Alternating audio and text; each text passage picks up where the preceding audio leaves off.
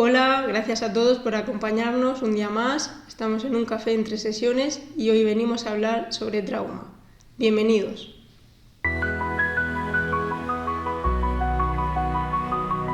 Hola a todos y bienvenidos de nuevo a un café entre sesiones. Vamos a hablar de trauma un poquito, creo que es bastante interesante porque tenemos muchos pacientes en consulta que vienen, que a lo mejor han vivido algún evento estresante en algún momento, vienen con cierta sintomatología y van buscando tratar esta parte. Entonces, vamos a contarles, Mari, qué es trauma. Pues es importante definir trauma, ¿vale? Para que no dé lugar a otras interpretaciones, porque muchas veces se entiende trauma por muchos conceptos, pero vamos a definir cuál sería el correcto. Trata de una exposición a una experiencia emocionalmente intensa vivida por la persona, a un acontecimiento que puede interpretar como una amenaza real o percibida, ¿no? Ahora desglosaremos un poco cuáles son estos acontecimientos. Y esto, claro, en la persona genera un impacto emocional tan fuerte que se sigue representando con sintomatología diversa en el presente. Entonces puede ser muy angustiante para la persona, ya que le puede limitar en muchas facetas de su vida y afectar también a su funcionalidad. Por lo tanto, es importante también abordarlo en terapia. Sí, porque aparte podemos decir también que hay diferentes tipos de trauma, ¿no? El trauma agudo, el crónico, el complejo. Cuéntanos un poquito. Cuando hablamos de trauma agudo nos referimos cuando ha habido un único, y está muy identificado, un único evento traumático. Cuando estamos hablando de trauma crónico nos referimos pues, a aquellos momentos en los que se ha repetido en más ocasiones los diferentes eventos traumáticos, que ahora incluso hablaremos de qué tipo de eventos o con ejemplos que puede ser lo que ocurra. Y luego por último tenemos uno un poquito más especial en el que se refiere al trauma complejo, que es cuando la persona, sobre todo en etapas muy tempranas, o sea, muy pequeñitos, han estado expuestos a eventos traumáticos, pero más desde el aspecto interpersonal, es decir, cosas que le han ido ocurriendo con personas, ya sean sus figuras de apego, sus cuidadores o no, y han ido viviendo en repetidas ocasiones esto.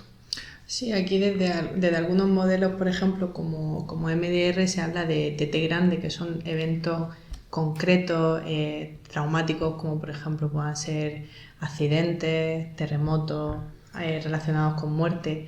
Y la T pequeña tiene que ver con esta parte del vínculo, ¿no? de cómo afecta a esa relación entre personas. Claro, cuando se da de forma repetida y se produce ese trauma complejo, como comentábamos, las personas vienen muchas veces sin algo concreto. No sé si os ha pasado a vosotras que habéis tenido algún paciente que dice, a ver, me han pasado muchas cosas en mi vida, pero no vengo por algo concreto, es porque no se identifica a lo mejor un inicio o algo puntual, pero sin embargo esta persona ha estado viviendo a lo mejor muchos años de maltrato o ha visto en repetidas ocasiones cómo se ha producido cierta violencia en casa, por ejemplo, cómo ha habido negligencia, cómo no se le ha atendido, lo han dejado de alguna forma de lado, no se le ha alimentado, no se ha... Entonces, claro, todo este tipo de test pequeñas tienen que ver con esa parte del no cuidado y va generando a nivel cerebral una herida en la que la información, cuando se produce un evento de este tipo o diferentes eventos de este tipo,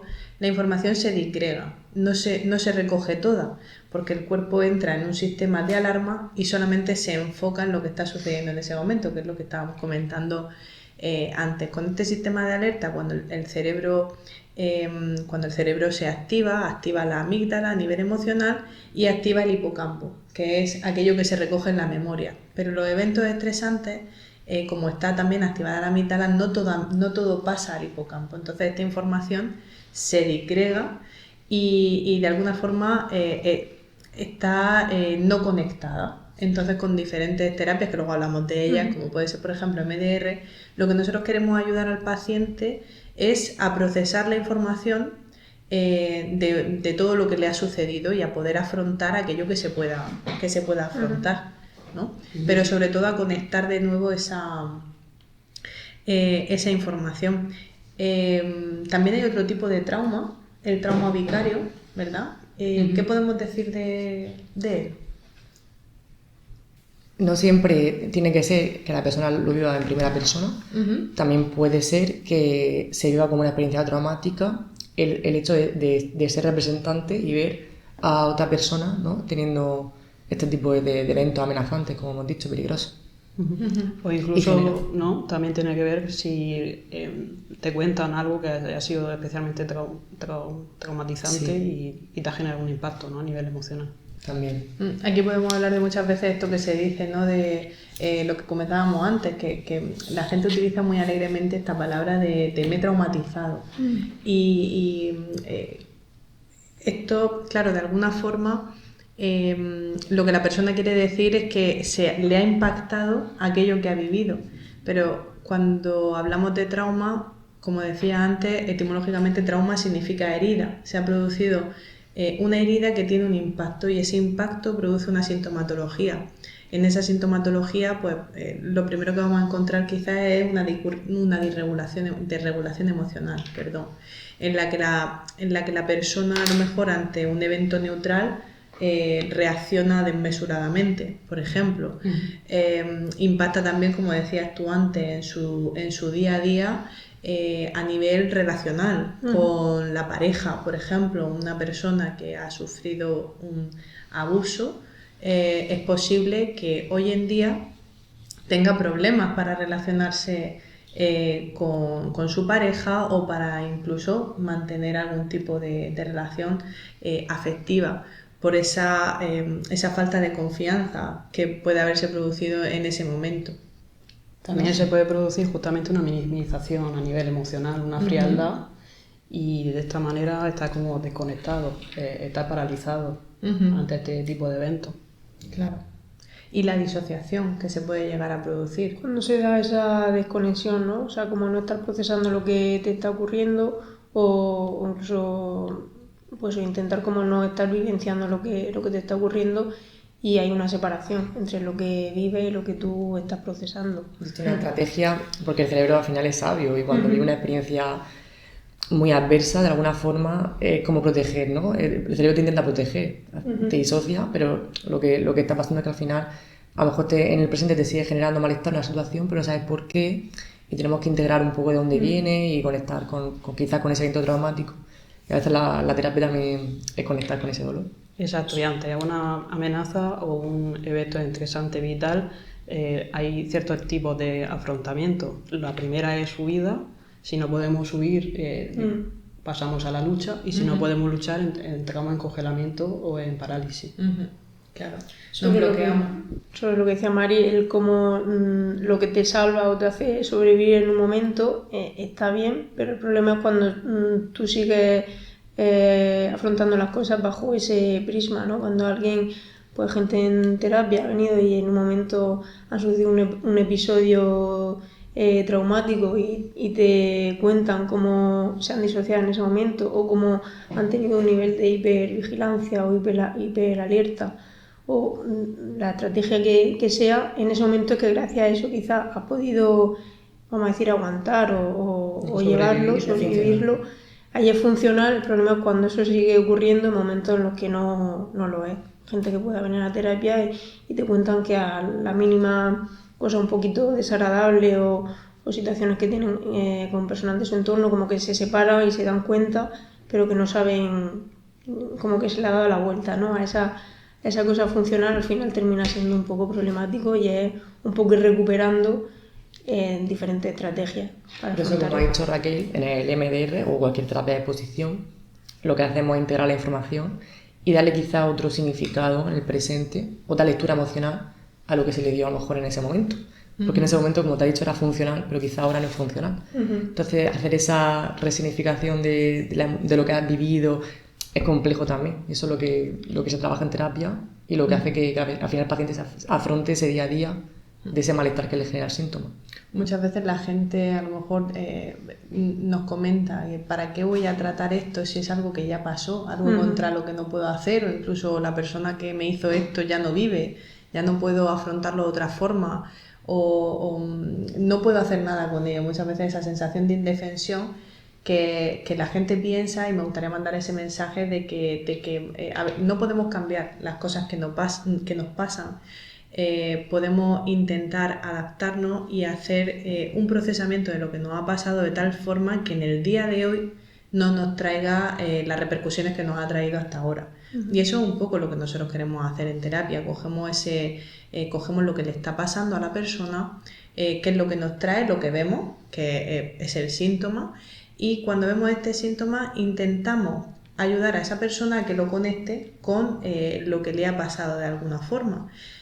Porque de esta manera va a conectar y va a poder procesar y entender qué es lo que le ha sucedido. Y como tú dices, ¿no? Que pueda reinterpretar lo que le ha pasado, que no es que no haya pasado, no es este el mensaje, sino que lo que ha pasado pueda convertirse en algo que a día de hoy podamos mirar sin el daño y las repercusiones que ello tiene. Creo que eso es lo que nosotros hacemos, porque por ejemplo cuando hemos tenido muchos pacientes trabajando esto, diferentes aspectos, pues puede ser cuando hemos tenido personas que han vivido accidentes. Yo he tenido muchos pacientes que han vivido accidentes de familiares y que eso les ha provocado a día de hoy que no puedan, por ejemplo, coger el coche, o han tenido un accidente en el que conducía otra persona o que conducían ellos y la persona pues ha podido fallecer,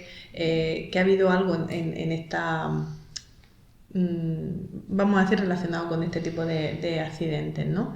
Y claro, no podemos cambiar las consecuencias, no podemos cambiar lo que ha sucedido porque el evento no se cambia. Podemos aprender a vivir con ello de la mejor forma posible. Eso no significa que lo evitemos, no significa que lo dejemos de lado, que lo abandonemos, porque es una herida que está ahí, y la herida, que aquí podemos decirlo de el tiempo lo cura todo, no es cierto. El tiempo, por mucho que pase el tiempo, no lo cura. Hay muchas razones, hay muchas circunstancias, hay muchos factores que hacen que la herida pueda sanar, pero el tiempo es una más. Exacto, y se trata de vivir el dolor y de transformar el dolor para poder reparar ese daño. Y ese sería el objetivo, ¿no?, de la terapia de trauma. La parte, yo diría, clave, como para resumir, yo creo que sería la parte de integrar, como tú bien dices, y un poco al final como pasarlo a tu historia de vida, pero luego también pueden haber como cosas diferenciales en diferentes personas. Si detectas que a día de hoy pues tienes un perfil más evitativo, o incluso con el propio suceso que te ocurrió, lo tienes como así, no quiero hablar de esto, como evitando y tal, vamos a ver cómo te está repercutiendo esa forma de evitar. Ya no es solo que queramos solucionar lo que te ocurre, sino pararnos y ver por qué está ocurriendo lo que está ocurriendo. Cuando se dan flashbacks, que son estas como pues, recuerdos vívidos de una experiencia traumática, de lo que te sucedió, de alguna manera ahí algo no se ha procesado, no se está gestionando, y tu cuerpo, o por hablar así como muy, muy coloquialmente, te está llamando a la puerta para poder procesar eso, esas pesadillas y se vive quizás con una emoción encuadrada en ese momento vital. Por no ponerme cosas concretas, pero puedes vivir un hecho concreto traumático con culpa, y lo que a lo mejor hacemos en terapia es encuadrar esa culpa. A lo mejor de culpa pasamos a enfado. Más que quiero decir un ejemplo, pero darle otro significado, otra lectura emocional a lo que has vivido. No cambiar el hecho, porque el hecho está con nosotros, no podemos cambiar lo que hemos vivido, pero sí quizás darle otra lectura emocional al encuadrar eso, y al paciente como que integra ese procesamiento de emociones y de recuerdos de forma diferente. Muchas veces, claro, cuando hay una herida, si yo tengo una herida que sangra y toco esa herida duele, está sangrando, ¿no? Cuando hacemos un proceso terapéutico, la gente piensa, voy a una sesión y ya me voy nuevo. Y claro, aquí también un poco esa llamada de entendimiento de que se llama proceso por algo, no es cómo empieza, sino cómo evoluciona. Y que cuando estamos tocando una herida que a veces está cerrada y a veces no, ahí vamos a removernos de formas muy diferentes, y se van a reactivar muchas sensaciones, y como decías tú, esa reviviscencia, esos flashbacks que se pueden producir cuando hemos vivido un hecho concreto traumático, pues aquí pueden reactivarse muchas cosas. Pero también es interesante que la gente sepa que trauma no es solamente cuando se vive ese hecho grande, como hemos dicho antes, de la T grande, de la T pequeña, sino cuando a lo mejor de forma múltiple, continua, hemos estado viviendo pequeños, vamos a decir pequeños, traumas de relación, con el apego, ¿no? Con esas figuras que deberían habernos cuidado y que en lugar de cuidarnos han cometido negligencia con nosotros, que nos han ninguneado, aunque esta palabra no exista, pero cuando está pasando todo esto, esto también afecta a cómo nosotros nos vivimos, a cómo nosotros, a lo que decimos de nosotros mismos, el autoconcepto, la autoestima, cómo nos valoramos. Muchas veces llega una persona que nos cuenta que no tiene autoestima. Vengo porque no tengo autoestima y quiero trabajar mi autoestima, y esto hoy en día parece que tiene que ver solo con el crecimiento personal, ¿no? Haciendo aquí 3 cositas y diciéndome lo bien que estoy y diciéndome cositas en el espejo, lo bueno que soy. Lo bueno que soy, esto ya se pasa, cuando en realidad esto que parece el iceberg, pues puede traer debajo muchas cosas. Lo que digo no es que siempre haya un iceberg debajo, pero que hay que ver si hay un iceberg debajo, ¿no? Porque puede estar relacionado con todo lo que se ha vivido anteriormente.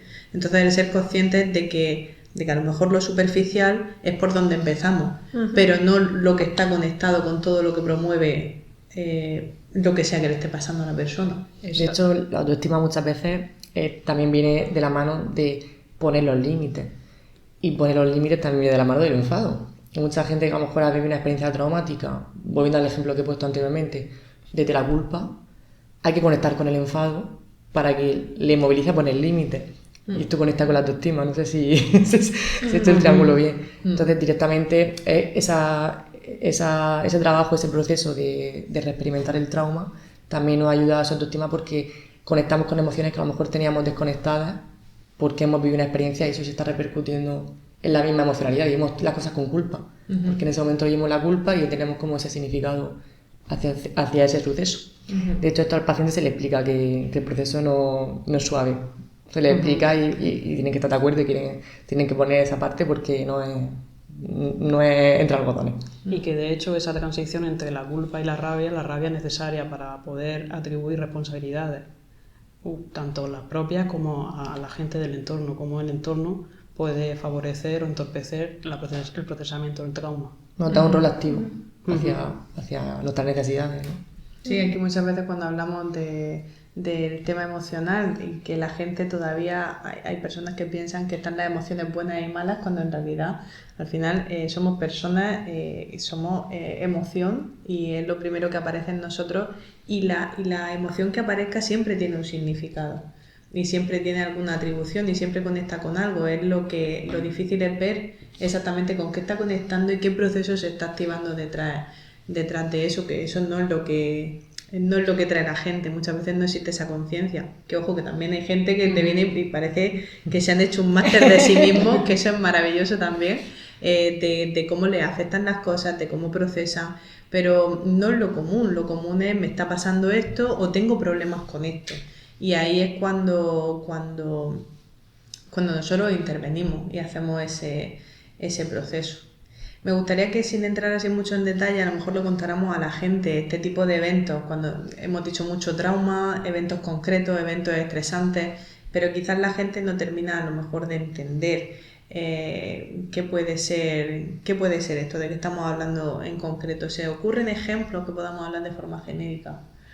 Hemos mencionado algunos, abuso. Tú has comentado el de accidentes, creo que lo has comentado refiriéndote un poco a coche, pero accidentes laborales en los que alguien sufre incluso una amputación, una pérdida de su propio cuerpo, o cuando alguien cercano o sea de la forma que sea, incluso se quita la vida y eso lo vive, o incluso hemos hablado de abusos, ¿no? También muy relacionado luego con esa emoción de culpa o de cómo han reaccionado los de mi entorno. Catástrofes ambientales, terremotos, la Dana que ocurrió hace poco, quiero decir, cosas que nos veamos expuestos a un peligro y nos sintamos muy vulnerables. Hay cuando una persona no... Esto es como muy visible, ¿no? Es decir, es difícil que una persona no haya detectado que un evento así le haya afectado. Yo creo que es más complicado cuando se me agolpan en la cabeza algunos pacientes, porque esto es muy común, que cuenten que han vivido una experiencia repetida, por ejemplo, de maltrato, ¿no? En la que se han visto indefensos y se han sentido indefensos toda su vida. Y claro, toda su vida es mucho.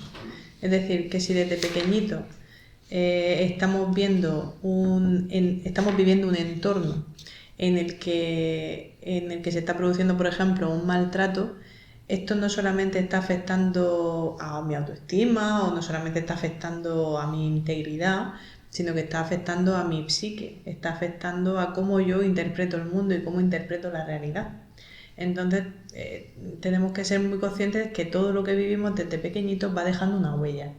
Y esto no significa que esa huella nos defina, pero sí que todas esas huellas tenemos que ser conscientes de ellas para poder integrarlas con nuestra identidad. No sé si tiene sentido lo que digo, si se consigue entender. Pero muchas veces al paciente o a la persona que nos viene a iniciar un proceso de este tipo no es consciente de que, porque es su realidad. O sea, yo no sé cómo tiene que ser el cuidado, cómo pueden ser otros padres o qué es lo que no he tenido, si yo siempre he tenido esto.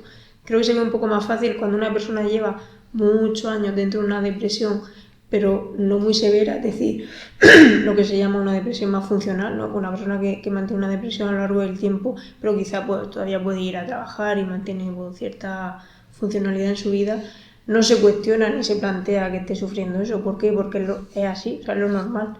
Pues igual ha podido ocurrir con cómo se han relacionado contigo tus personas de cuidado, tus familiares más cercanos o quien sea. Y de ahí que muchas veces vengan y se le cuestionen, más que se le cuestionen, se le indague como por ciertos temas. Y yo invitaría a que no haya como ese miedo a que pueda salir, sino al contrario, como abrirnos y ver qué está sucediendo ahí. ¿Por qué? Porque quien viene es experto de su experiencia, lo sabe mejor que nadie. Experto de sí mismo. Experto de sí mismo, pero quizás nosotros podemos ver si eso puede responder a una cosa o no y podemos ir como planteando diferentes caminos. Al final el paciente es verdad que muchas veces viene con ese miedo al juicio, ¿no? Quizás en el pasado se ha sentido muy juzgado por lo que le pasaba, sin entender que a lo mejor había otras realidades. A mí me ha pasado bastantes veces de tener pacientes que han sufrido cualquier situación en casa, que llega un momento que tienes que normalizar, porque si no tienes opción de huir, te tienes que adaptar. Entonces, claro, como no existe más versión que esa, tú te adaptas y lo normalizas y lo integras, como que eso es lo habitual. Y hasta que no empiezas a ver mundo, y aquí podemos hablar de los factores protectores, a relacionarte con otras personas, a ver cómo son las cosas en otras casas. Me ha pasado muchísimo, seguro que va a pasar también, de cuando he empezado a ir a casa de mis amigos y a ver cómo se comportan en su casa sus padres, me he dado cuenta de que es que en mi casa no es así, y en mi casa mis padres se están gritando todo el tiempo, incluso ha habido momentos de violencia, ha habido una serie de situaciones que no son sanas. Me he ido a casa de otro amigo y he visto que también pasa eso, y empiezo a ver cosas en otras personas y en otras vidas que no son lo que yo estoy acostumbrado a ver, y ahí es cuando se me enciende la bombilla, que digo, que a lo mejor lo que yo he vivido no es bueno, que a lo mejor todo lo que me está pasando es que viene de ahí. Y esto que parece ahora así conectado, muy direccional y muy obvio, muchas veces no somos conscientes porque queda integrado en nosotros. Y además de que queda integrado, iba a decir fácil, pero no es que sea fácil, pero nos protege más el pensar que esto es lo normal antes de verlo con otra perspectiva. Es cierto que nuestro apoyo social, en vivir otras vivencias, nos rompe la burbuja, pero también es doloroso ver que en tu historia podía haber sido diferente. Entonces, a veces el paciente viene con miedo al juicio, pero también a veces conectarlo con el dolor, porque muchas veces normalizar salva. Decir, bueno, esto es lo normal, pero no, ¿cómo que era normal que tu madre no te cuidara? Y empezamos, no de esa forma, pero empezamos poco a poco desde ese proceso y estamos conectando con el dolor, que es necesario. A veces se hace de casa, vienen ya con eso, y otras veces cuesta llegar ahí. También la gente muchas veces sabe que como este proceso puede ser doloroso, lo van evitando. ¿no? Y claro, eso no ahí poco podemos decir más allá de que a veces tenemos, para curar, tenemos que hacer ese proceso, que no normalmente, pues cuando es una herida, a lo mejor nos echamos agua oxigenada y no hay que hacer mucho más, pero cuando es una herida que interna, emocional, que conecta con tantas cosas, tantos sucesos de vida, con tantas emociones, internamente con todo, es difícil cortar esa asociación, ¿no? Y animar a la gente a que si han sentido en algún momento que todo lo que han vivido obviamente les ha podido afectar de esta forma, que entiendan que ese proceso es curativo, ¿no? El proceso terapéutico. Exacto, y que el dolor forma parte, digamos, del proceso, pero no solamente hay que centrarse en el dolor, sino en las fortalezas psicológicas que te han hecho un poco crecer y entender por qué tu historia. Sí, y lo que decíamos de los factores protectores, que no me lo quiero dejar, ¿no? Un poco la diferencia de cuando se vive una situación y se vive de forma repetida, o cuando se vive un evento y directamente después hay factores que ayudan a que yo lo pueda vivir de manera diferente, como por ejemplo puede ser el apoyo social, puede ser que si yo me ha pasado algo, como comentábamos antes, me ha pasado algo y lo cuento, y en lugar de ignorarlo, pues me escuchan, me acogen, se interviene sobre aquello que haya pasado.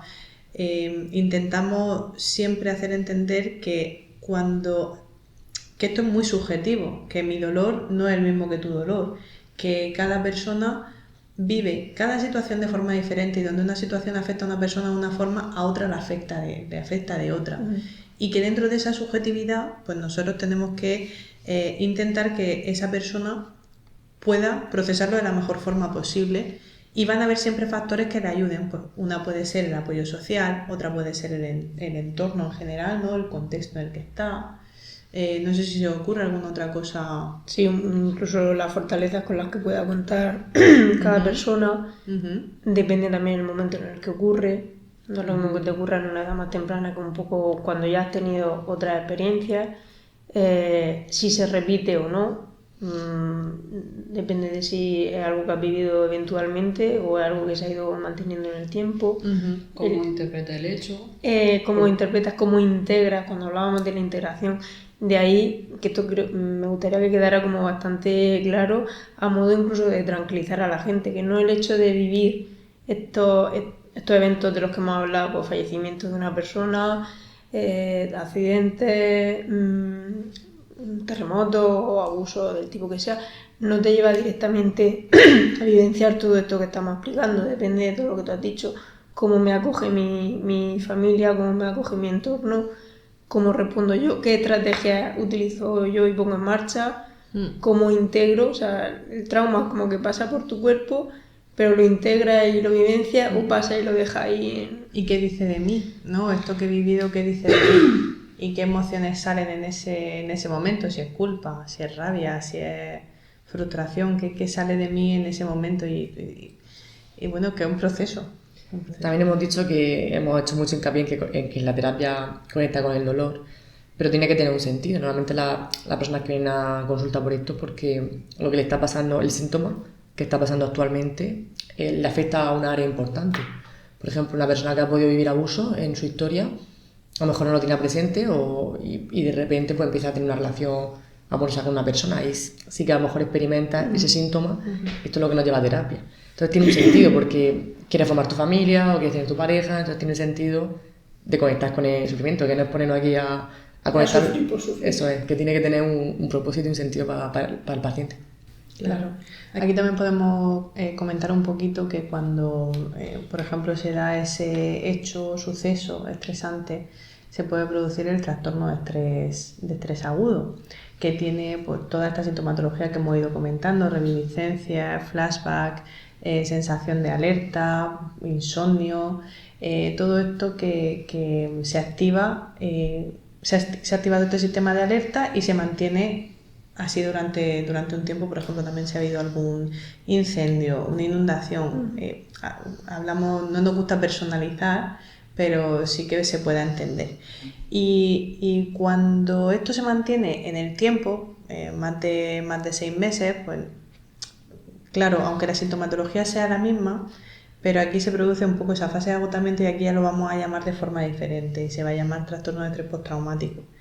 Entonces, los síntomas, el tratamiento no es igual cuando acaba de suceder, o sea, cuando se acaba de vivir el suceso, para empezar porque a lo mejor todavía el cerebro no lo ha asimilado y no se está viviendo ahora, y puede ser que haya un trastorno de estrés postraumático pero que no se haya vivido durante un tiempo después de ese momento, que no se hayan tenido todas estas sensaciones, pero sin embargo al tiempo se reactiva. También indicarle a la gente que eso puede pasar, que a lo mejor te ha pasado algo que dices, oye, pues lo estoy llevando muy bien y me siento bien, parece que no me está afectando, y sin embargo al tiempo, por alguna razón, como hemos dicho que en el trauma no se recoge toda la información, sino que de alguna forma se queda sellada y se queda disgregada, pues entonces lo reactivan. Pueden ser olores, puede ser pasar por una zona, puede ser ver algo que tiene que ver con eso o con la persona con la que haya pasado. Entonces de repente se empiezan a reactivar sensaciones, recuerdos, puede ser en modo pesadilla, puede ser simplemente sensaciones negativas o aparecer recuerdos continuamente que te abruman. Entonces no hay una normalidad en esto, sino que cada persona cuando vive algo lo interpreta de forma diferente, hay una subjetividad, y el mensaje un poco es que siempre y cuando haya algo que te genera un malestar, que tú sientes que te esté incapacitando de alguna forma, ahí es el momento de buscar ayuda. A lo mejor antes no tiene ese sentido, más allá de esa interpretación que se pueda dar, pero animar a la gente a que busque ayuda cuando sea necesario. Y dar espacio, porque el trastorno de estrés agudo, según lo que ponen los manuales, es durante un mes, que está como más funcionalmente adaptativo, ¿no? Que tengas pues esos flashbacks, esa experimentación, porque has vivido algo que al final te ha hecho sentir vulnerable. Entonces muchas veces no darle ese espacio a ese acontecimiento pues también un factor, o sea, no, protector, iba a decir, al contrario, un factor de riesgo. Puede ser un factor de riesgo porque esto que ha pasado es importante. Muchas veces las personas intentan hacer como que no pasa nada y ya van al trabajo, hacen como que nada, y esto de alguna forma genera la huella y puede a la larga, ¿no?, reexperimentarse, porque el cerebro nos avisa de que algo está sin procesar. Entonces por eso nos manda esas señales, porque te está diciendo, es como una alarma de esto, hay que mirarlo. Entonces pues que es un factor protector, lo quería añadir también dentro de lo que hemos comentado. A mí me ha pasado con bastantes pacientes también, ¿no? Ha fallecido un familiar o me pasó esto y después la verdad es que estaba súper bien, no sé cómo, no sé, parece que lo asumí muy rápido y que tal, pero de repente al tiempo, no sé, noto que pienso en aquello y no siento nada. O pienso en aquello y no me acuerdo de nada de lo que pasó en esa época, por ejemplo. Todo esto también son signos de disociación, y cuando hay disociación puede haber trauma detrás. Entonces todo eso nos dice a nosotros, cuando la gente no es como decir no sé, no me acuerdo, no, es que de toda aquella época es que no recuerdo nada. Pues depende de la época, depende del momento. También nos dice cosas. Eso no significa que nos diga algo en concreto, ojo, pero sí que nos va hablando de toda esa interpretación que se hizo en aquel momento y de cómo la información no se recogió. Sí, o cuando no hay coherencia entre el hecho y la experiencia emocional del propio paciente, que hay como una especie de anestesia. Es que me pasó aquello, pero resulta que no siento nada. Sí. Yo creo que hemos hablado un poquito de esto. No sé si os gustaría decir algo más, alguna indicación, alguna recomendación que le pudiéramos dar a estas personas que han vivido esta situación, ya sea porque la han vivido ellos o porque lo han visto vivir a otras personas. ¿Qué podríamos decirles para que lleven esto un poquito mejor? A mí se me ocurre la importancia de la palabra. A veces no hablar de las cosas psicológicas que nos acontecen o de lo que nos pasó genera como una especie de tabú, y el tabú lo único que hace es complicar más, digamos, el trauma. Me da igual que sea un trauma grande o un trauma chico. Sí. Dejar a un lado el miedo al juicio y si nos ha pasado algo que nos esté afectando, a lo mejor a una persona no se lo puedo contar porque siento que esa persona no me va a apoyar, no me va a ayudar y a lo mejor debería ser esa persona la que justamente me ayudara, pero por alguna razón quizás no lo es, voy a buscar a otra persona que sí que me pueda ayudar y me pueda acompañar en esto, hablar de ello, buscar apoyo. Y si vemos que en el día a día nos está afectando de una forma significativa, buscar apoyo psicológico. Y que si hay un síntoma, sea el que sea, como ha dicho Raquel, ahí ese iceberg debajo, puede que esté sosteniendo algo ese síntoma, y a veces no tenemos por qué saber por qué, pero el hecho de que alguien nos ayude o no, nos dejemos guiar también al final nos ayuda a buscar, digamos, respuestas. Bueno, chicas, pues yo creo que hasta aquí. Nos encantaría que nos dejarais preguntas sobre este tema. Sabemos que al final lo hemos tocado un poquito por encima todo y bueno, a veces no hace falta decir más. Invitamos a la gente a que nos escriba, a que nos hagáis preguntas y que si necesitáis ayuda, por favor, buscarla donde podáis, porque hay gente ahí seguro que os puede ayudar en esto. Así que nada, muchas gracias, chicas. Nos vemos en el siguiente episodio, que hablaremos de dolor crónico. Gracias.